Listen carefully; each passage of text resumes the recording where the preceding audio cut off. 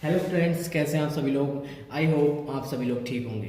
तो स्टूडेंट्स, आज जो है हम क्लास 10th का चैप्टर नंबर 11 को शुरू करने वाले हैं, जो कि न्यू बुक के सिलेबस के हिसाब से है। ठीक है ना। तो इसमें क्या दे रखा है कि व्रतों से संबंधित क्षेत्रफल के बारे में हम यहाँ पर जानकारी लेंगे। ठीक है ना। तो सबसे पहले जो मेन चीज़ है वो है इंट्रोडक्शन। तो इंट्रोडक्शन और यहाँ पर कर लेंगे कि इंट्रोडक्शन क्या है इसका, और इंट्रोडक्शन कंप्लीट करने के बाद हम चलेंगे इसकी एक्सरसाइज पर। ठीक है। तो सबसे पहले हम ये जान लेते हैं कि व्रत क्या होते हैं। तो मान लो मैंने इस तरीके से क्या है, इस तरीके से एक व्रत बना दिया, इसे हम क्या बोलेंगे, व्रत बोलेंगे।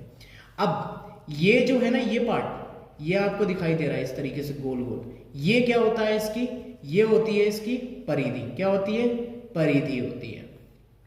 ठीक है ना। अब बिल्कुल सेंटर में, बिल्कुल सेंटर में ये क्या होता है, किसी भी व्रत का क्या होता है, सेंटर होता है। क्या होता है, सेंटर।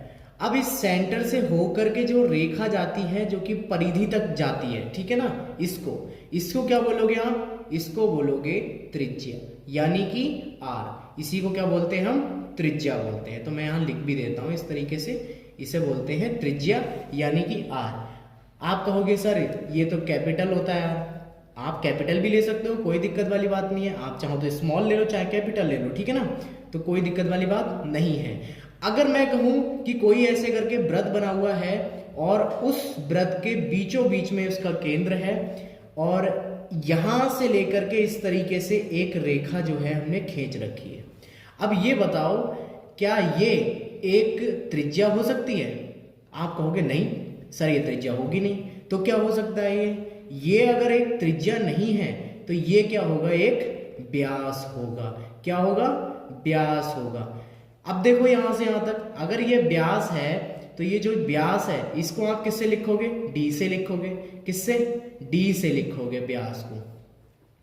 ठीक है ना। अब यहां से यहां तक ये कुछ ना कुछ रेडियस लेगा, फिर यहां से यहां तक भी, यहां से यहां तक भी कुछ ना कुछ रेडियस होगा इसका। तो ये आर कितना आया, 2 आया ना। यहां से यहां तक का आर, सेंटर तक का आर, और फिर सेंटर से लेकर के फिर परिधि तक का आर जो होगा आपका, कितने हो गए, 2r हो गए ना। r प्लस आर यानी कि कितना हो गया, 2r हो गए। तो एक फॉर्मूला यहां से निकल सकता है डिजाइन होकर के। ये अगर मैं नीचे ले जाऊं, क्यों, क्योंकि यहां पर r के इनटू में दे रखा है, तो इसलिए ये क्या चला जाएगा, बट्टे में चला जाएगा। तो यहां पर कितना आ जाएगा, d/2 is equal to r आ जाएगा। तो आप यहां देख सकते हैं कि जो त्रिज्या होती है वो व्यास की क्या होती है, आधी होती है। इतना समझ में आ गया। चलो इतना समझ में आ गया, तो फिर और आगे बढ़ते हैं। अब देखो यहां पर जो है ना, पाई की वैल्यू भी मैटर करती है कि पाई की वैल्यू आपकी क्या है। देखो पाई की वैल्यू दो तरीके से होगी यहाँ पर, या तो हो सकती है 22/7 या हो सकती है 3.14। ठीक है ना। ये दोनों की दोनों क्या है, पाई की वैल्यूज आपको दे रखी है।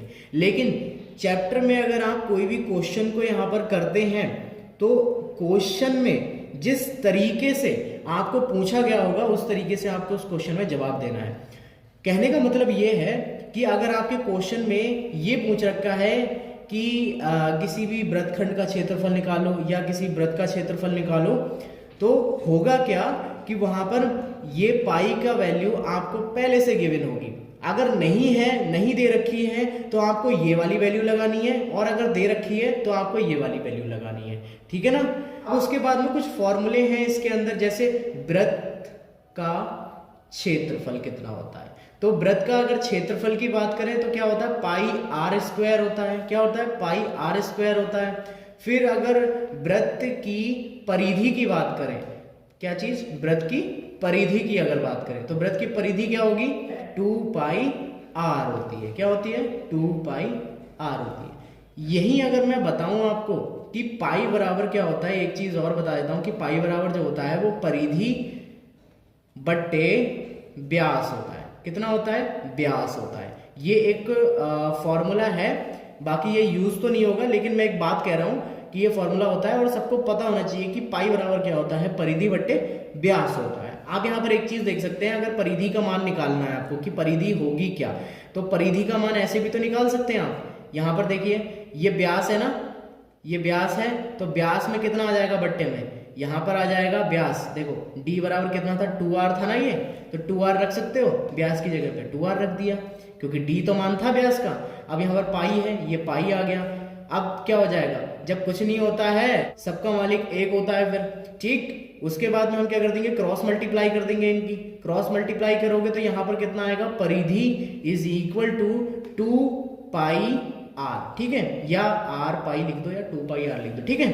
तो इस तरीके से क्या है, यहाँ पर भी परिधि का एक फॉर्मूला निकल करके आ गया जो कि सेम ही है, देख सकते हैं आप यहाँ पर। तो स्टूडेंट्स अगर आपको ये सब समझ में आ गया कि त्रिज्या क्या होती है, परिधि क्या होती है, व्यास क्या होता है और व्यास बराबर क्या होता है, फिर उसके बाद में इनके फॉर्मूले क्या होते हैं, ये सारी चीज़ें समझ में आ गई है। तो आगे यहाँ पर बढ़ेंगे तो दो चीज़ें आपकी आएंगी। पहली तो आएगी आपका त्रिज्याखंड आएगा, ठीक है, क्या आएगा, त्रिज्याखंड आएगा। दूसरा आएगा वृत्तखंड, क्या आएगा, वृत्तखंड।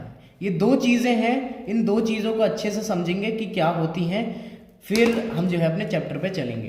तो त्रिज्याखंड की अगर मैं बात करूं तो मान लो कोई भी आपने इस तरीके से एक वृत्त को डिजाइन किया, कर लिया यहाँ पर। अब डिजाइन करने के बाद में यहाँ पर केंद्र होगा, आप सबको पता है कि ये क्या होता है, एक केंद्र होता है।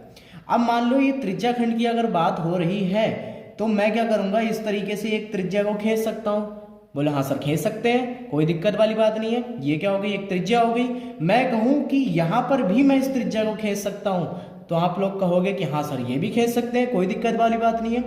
तो त्रिज्याखंड हम किसे कहेंगे, त्रिज्या के द्वारा खींचा गया खंड त्रिज्याखंड कहलाता है। क्या चीज, त्रिज्या के द्वारा खींचा गया खंड त्रिज्याखंड कहलाता है। तो लिख सकते हैं यहां पर, यहां लिख देता हूं मैं, त्रिज्या के द्वारा खींचा गया खंड त्रिज्यखंड कहलाता है। त्रिज्यखंड लिखना, त्रिज्याखंड नहीं, त्रिज्यखंड कहलाता है, ठीक है ना। ये हो गया।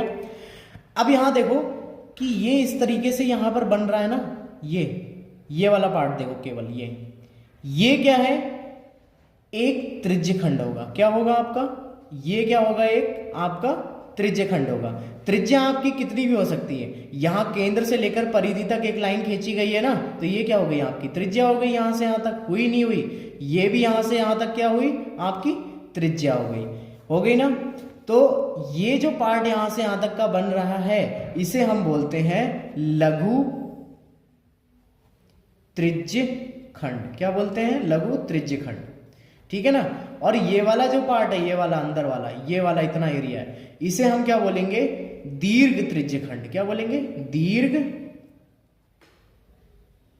त्रिज्यखंड। क्या बोलेंगे, दीर्घ त्रिज्यखंड, ठीक है ना। तो ये हो गया आपका दीर्घ त्रिज्यखंड, यहां से यहां तक का पूरा भाग। और ये छोटा वाला हो गया, क्या हो गया, लघु त्रिज्यखंड हो गया। तो इन दोनों के फॉर्मूले भी हैं, तो इन दोनों के पहले फॉर्मूले भी लिख लेते हैं। तो यहां पर पॉइंट फर्स्ट डालता हूं, ठीक है। तो यहां लिख लेते हैं लघु त्रिज्यखंड, लघु त्रिज्यखंड लिख लिया। इसका जो फॉर्मूला होता है वो होता है theta pi r square upon में आता है 360, ठीक है। ये क्या हो गया आपका, लघु त्रिज्यखंड का फॉर्मूला हो गया, केवल इस पार्ट का हो गया, ओके। फिर आगे अगर हम बात करें दीर्घ त्रिज्यखंड की, क्या, दीर्घ त्रिज्यखंड की अगर बात करें तो दीर्घ त्रिज्यखंड का जो फॉर्मूला होता है वो हमारा होता है, क्या हो सकता है आपके हिसाब से, देखो मैं अगर क्या करूं, इस दीर्घ त्रिज्यखंड को निकालना है, इतना एरिया निकालना है, तो थोड़ा सा आपको दिमाग लगाना पड़ेगा, थोड़ा सा सोचने की कोशिश करो, थोड़ा सा दिमाग लगाओ, कैसे निकल सकता है। अगर मैं इस पूरे वृत्त का क्षेत्रफल यहां से यहां तक निकाल लूं, इस पूरे वृत्त का क्षेत्रफल निकाल लूं और उसमें से लघु जो त्रिज्यखंड है आपका, ये वाला पार्ट घटा दूं, तो क्या आ जाएगा आपका, इतना पार्ट आ जाएगा। वो कौन सा त्रिज्यखंड बना, दीर्घ वाला बना। तो दीर्घ त्रिज्यखंड को निकालने के लिए सबसे पहले आपको क्या करना पड़ेगा, इस पूरे के पूरे वृत्त का क्षेत्रफल निकालना पड़ेगा। तो यहां लिख देता हूं मैं वृत्त का क्षेत्रफल, वृत्त का क्षेत्रफल लिख लिया। और माइनस क्या करोगे, इस पूरे के पूरे वृत्त के क्षेत्रफल में से ये छोटा वाला जो आपका त्रिज्यखंड है, यानी कि जिसे हमने बोला था लघु त्रिज्यखंड, इसको आप क्या करोगे, यहां से माइनस कर दोगे। तो यहां लिख दूं लघु त्रिज्यखंड, लघु त्रिज्यखंड। ठीक है, ये कर दिया। अब देखो इसका फॉर्मूला क्या बन करके आ सकता है यहाँ पर, ये यहाँ पर मैं लगा देता हूं बराबर, और वृत्त का क्षेत्रफल कितना था, पाई आर स्क्वायर। ठीक है सर, आपने कहा था पाई आर स्क्वायर होता है, तो यहाँ पर देखो यहाँ पर है पाई आर स्क्वायर, तो ये मैंने पाई आर स्क्वायर लिख दिया। वृत्त का क्षेत्रफल, वृत्त का क्षेत्रफल यानी कि आपका पूरा क्षेत्रफल निकल करके आ गया इस पूरे के पूरे वृत्त का। फिर उसके बाद माइनस करना है लघु त्रिज्यखंड, इतना सा माइनस कर दो तो इतना एरिया आपका निकल करके आ जाएगा। तो आपको क्या करना है, लघु त्रिज्यखंड का फॉर्मूला ये वाला था, इसको माइनस कर दो तो theta pi r square upon में कितना आ जाएगा, 360। आ गया नहीं आ गया, यहाँ पर निकल करके क्या है, लघु त्रिज्याखंड का क्षेत्रफल और दीर्घ त्रिज्याखंड का क्षेत्रफल दोनों निकल करके आ गए। अब क्या करना है, इसी तरीके से हमको इस वृत्त खंड का निकालना है। तो सबसे पहले हमने क्या करा है, एक वृत्त को यहाँ पर बना लिया है। आपको पता है बीच में क्या होता है, केंद्र होता है। आपको पता है कि अगर त्रिज्या के द्वारा खींचा गया खंड को हम क्या कहते हैं, त्रिज्यखंड कहते हैं। क्या कहते हैं, त्रिज्यखंड कहते हैं। त्रिज्या के द्वारा खींचा गया खंड त्रिज्यखंड कहलाता है। तो एक त्रिज्या यहां से यहां तक ले लो, एक त्रिज्या यहां से यहां तक ले लो, कोई दिक्कत वाली बात, कहोगे नहीं है सर कोई दिक्कत वाली बात। जब दिक्कत वाली बात नहीं है तो एक चीज और मैं बताऊं कि यहां पर अगर मैंने इस तरीके से कोई एक रेखा को खींच दिया तो ये क्या होगी, ये कहलाती है हमारी जीवा कहलाती है। ठीक है ना, क्या कहलाती है, जीवा कहलाती है। अब ये जो जीवा है ना, ये आपकी वृत्त के केंद्र से कभी भी होकर के नहीं जाएगी। आप कहोगे सर वृत्त के केंद्र से होकर के जा रही है, ये तो यहां से यहां तक त्रिज्या हो गई। नहीं सर, केंद्र से होकर के कहां जा रही है, केंद्र ये है और ये जीवा जो है यहां से होकर के जा रही है। इसे बोलते हैं हम क्या, जीवा बोलते हैं। क्या बोलते हैं, जीवा बोलते हैं। और ये त्रिज्या जो हो गई यहां से यहां तक, ये हो गई क्या, आपकी त्रिज्या हो गई। ठीक है ना। तो अब देखो यहां पर एक चीज को विशेष समझना यहां पर कि क्या है क्या नहीं है। अब जो इतना एरिया जीवा के द्वारा ये काटा गया एरिया है, यही हमारा क्या कहलाता है, वृत्तखंड कहलाता है। ये वाला एरिया, ये जो इतना एरिया है ना, इसे हम क्या कहेंगे, वृत्तखंड कहेंगे। अब यार दिक्कत वाली बात ये है कि अगर ये वृत्तखंड है तो ये कौन सा वाला वृत्तखंड है, लघु वाला है या दीर्घ वाला है। भाई जो आपने बना रखा है, इस जीवा के द्वारा काटा गया क्षेत्रफल है इतना, उसे हम क्या बोलेंगे, लघु बोलेंगे, लघु वृत्तखंड। ठीक है, क्या बोलेंगे, लघु वृत्तखंड। लघु वृत्तखंड पता चल गया। तो इतना एरिया क्या होगा, ये क्या होगा, दीर्घ वृत्तखंड होगा। क्या होगा, दीर्घ वृत्तखंड होगा। अब दीर्घ वृत्तखंड पता चल गया, लघु वृत्तखंड पता चल गया, तो यहां पर अब हमें क्या निकालना पड़ेगा, इसका फॉर्मूला निकालना पड़ेगा। अब फॉर्मूला डिजाइन करना पड़ेगा। तो फॉर्मूला कैसे निकालेंगे यार, दिक्कत वाली बात है। क्यों, क्योंकि यहां पर अगर त्रिज्यखंड की बात करी थी तो इतना एरिया हमने निकाल लिया था, तो त्रिज्यखंड का जो फॉर्मूला था theta pi r square upon 360 करके आ गया था। यहां पर देखो एक त्रिज्यखंड भी बन रहा है और उसके साथ में यहां पर एक त्रिभुज भी बन रहा है। और ये त्रिभुज कौन सा है, समद्विबाहु त्रिभुज है। अब कैसे पता चला कि समद्विबाहु त्रिभुज है, देखो ये वाली भुजा देखो, ये वाली भुजा देखो, दोनों भुजाएं क्या है, आर आर है, यानी कि बराबर है। जब दोनों भुजाएं बराबर होती हैं तो उसे हम क्या कहते हैं, समद्विबाहु त्रिभुज कहते हैं। तो ये क्या बन रहा है, यहां से यहां तक एक समद्विबाहु त्रिभुज बन रहा है। इसे मैं यहां लिख दूं, समद्विबाहु त्रिभुज। ठीक है, ये क्या बना, समद्विबाहु त्रिभुज बना, ये लघु वृत्तखंड बना, और ये टोटल क्या होगा, यहां से यहां तक एक त्रिज्यखंड होगा। देखो यहां से यहां तक क्या होगा, टोटल एक त्रिज्यखंड होगा। तो अब क्या करना है कि मान लो इसका फॉर्मूला मुझे लिखना है, तो इसका फॉर्मूला क्या लिख सकता हूं मैं, कि लघु वृत्तखंड का क्षेत्रफल। तो लघु वृत्तखंड का क्षेत्रफल क्या हो सकता है, समझो। सबसे पहले आप क्या करोगे, इस पूरे को निकाल लोगे यहां से। इस पूरे का पूरा जो है ना त्रिज्यखंड है आपका, लघु त्रिज्यखंड बन रहा है एक, इसको आप क्या कर लोगे, यहां से पूरा पूरा लघु त्रिज्यखंड निकाल लोगे। तो यहां लिख देता हूं लघु त्रिज्यखंड, लघु त्रिज्यखंड का क्षेत्रफल हो गया। लघु त्रिज्यखंड का क्षेत्रफल माइनस क्या करोगे इसमें से, अगर मैं इस जो त्रिभुज है इसको माइनस कर दूं, कौन सा त्रिभुज है, समद्विबाहु त्रिभुज है, तो इसको अगर मैं माइनस कर दूं तो यहां लिख दूं समद्विबाहु त्रिभुज, समद्विबाहु त्रिभुज, त्रिभुज का क्षेत्रफल। ठीक है, समद्विबाहु त्रिभुज का क्षेत्रफल ये हो गया। अब बराबर करके यहाँ क्या आ जाएगा, लघु त्रिज्यखंड का क्षेत्रफल।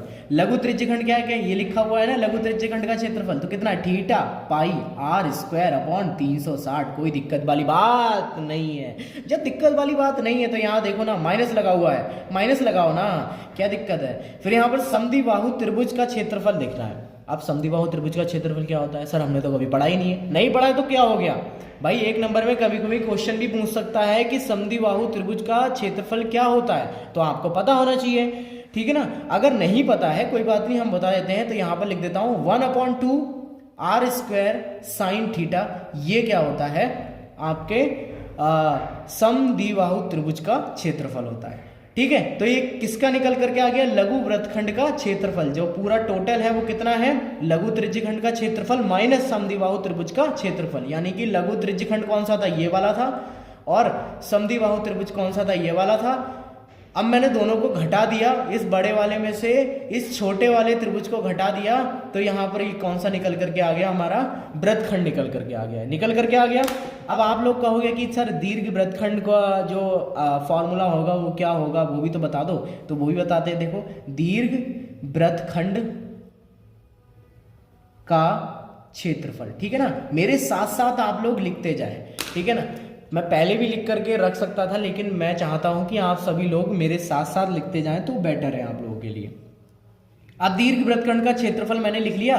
अब आपको करना क्या है, देखो आप समझो यहां पर, जैसे मैंने क्या करा था इस वाले में किया था, पहले वृत्त का क्षेत्रफल निकाला था। यहां पर देखो दीर्घ त्रिज्याखंड में पहले वृत्त का निकाला, फिर इसमें से लघु वाला माइनस कर दिया तो इतना आ गया, ठीक। ऐसे ही मैं क्या करूंगा, इसमें पहले वृत्त का निकालूंगा, पूरे के पूरे वृत्त का, तो यहां लिख दूं मैं वृत्त का क्षेत्रफल, वृत्त का क्षेत्रफल माइनस क्या कर दूंगा इसमें से, इस लघु जो आपका आ रहा है ना लघु वृत्तखंड का क्षेत्रफल। ये पूरा टोटल तो निकाला था हमने यहाँ पर, तो ये टोटल वाला जो है इतना एरिया है ना, ये वैसे तो इतना एरिया है, लेकिन फॉर्मूला क्या है, ये वाला है ना हमारा, ये वाला। तो इसको मैं यहाँ लिख देता हूँ। तो यहाँ पर क्या लिखूंगा, लघु वृत्तखंड का क्षेत्रफल कर दूं माइनस इसमें से।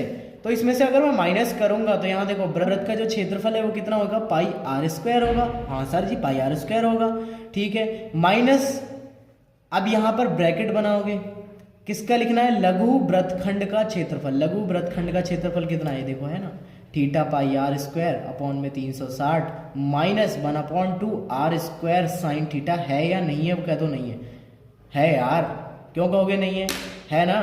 तो ये बन करके हमारा आ गया, इस तरीके से हमारा जो फॉर्मूला है वो यहाँ पर डिज़ाइन होकर के आ गया है। कोई दिक्कत किसी को है या नहीं है बता दो। ये फॉर्मूले जो लिखवाए हैं मैंने, बस वही फॉर्मूले यहाँ पर यूज़ होंगे इस आपकी प्रश्नावली 11 पॉइंट 1 के अंदर, और अदर कोई फॉर्मूला बाहर से यूज़ नहीं होने वाला है यहाँ पर।